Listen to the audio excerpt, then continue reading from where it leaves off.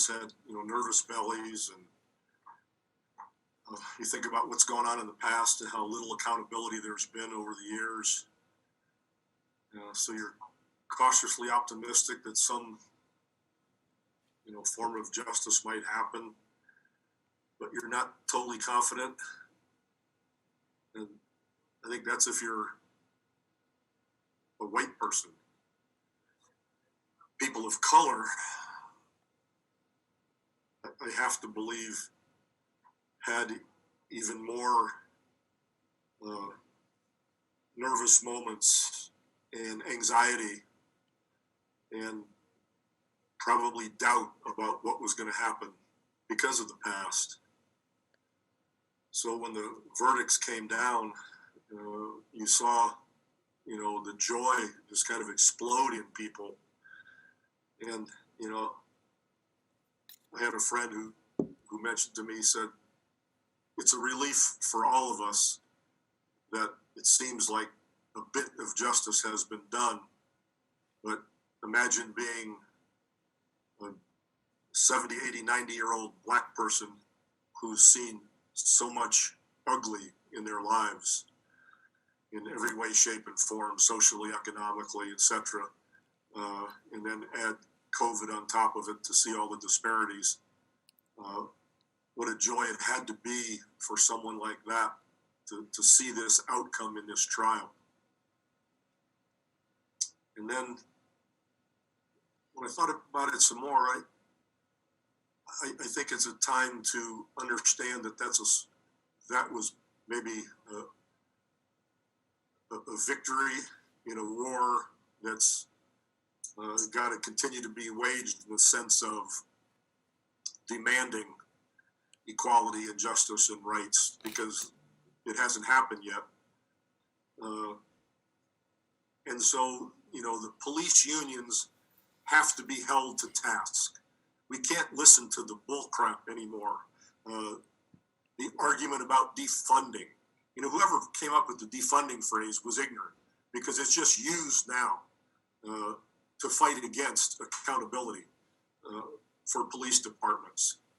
Even here in San Antonio, our police chief has basically got his hands tied behind his back, because he knows what's going on. He knows what's right and wrong about the department, but the arbitrators have the power.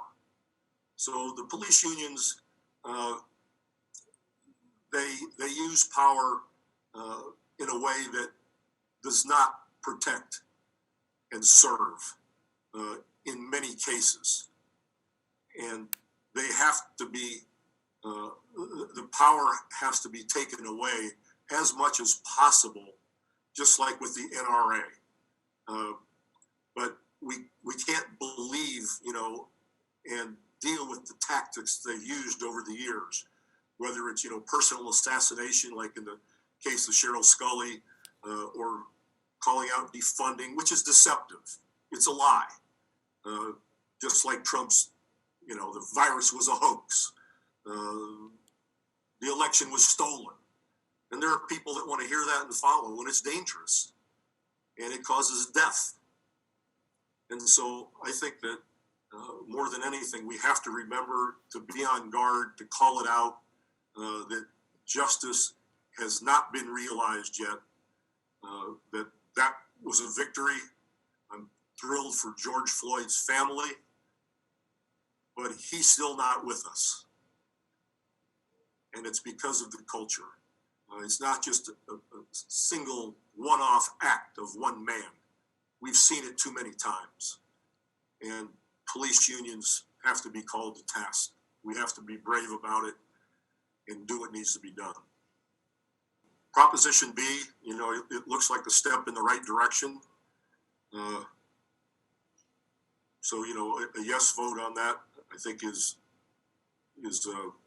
prudent, but it doesn't get you where you need to be. We're one of the very few cities in Texas that still has collective bargaining. I think there are about 3. I'm not sure, but I think 2 or 3 still have collective bargaining. We have to go further. People can't be intimidated. There has to be accountability.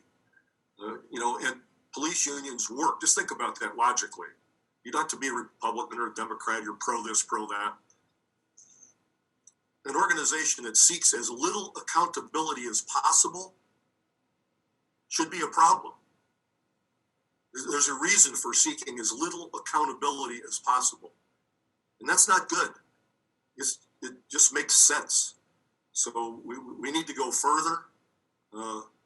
And, hopefully that can happen in negotiations. But Proposition B is the first step.